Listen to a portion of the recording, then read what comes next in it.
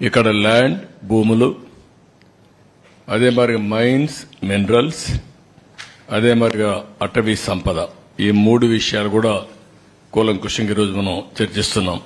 Next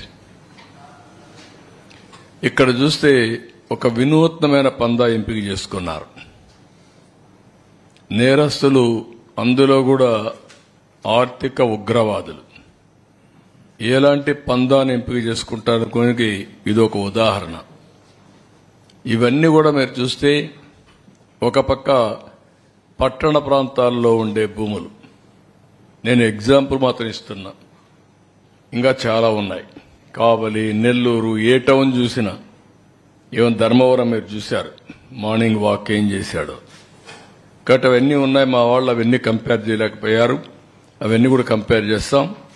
Visakhapatnam, Ongole, Tirupati, Chittoor ఒకే study, అంతవరకే ఇవ్వగలిగాం.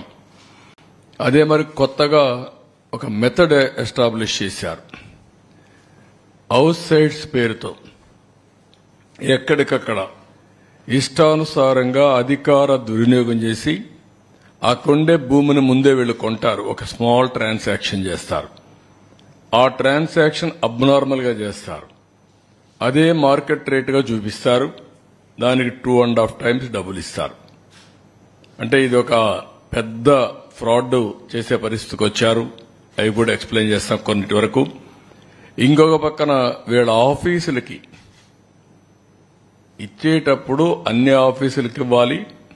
ఇక్కడుండే మీడియాకు కూడా మీకు కూడా ఎస్టాబ్లిష్ చేయలేకపోయారు. 22 ఆఫీసులు, 41 ఎకరా, ఎక్కడికక్కడ ఒక అడ్వాన్స్ ప్యాలెస్లు కట్టేసే పరిస్థితికి వచ్చారు.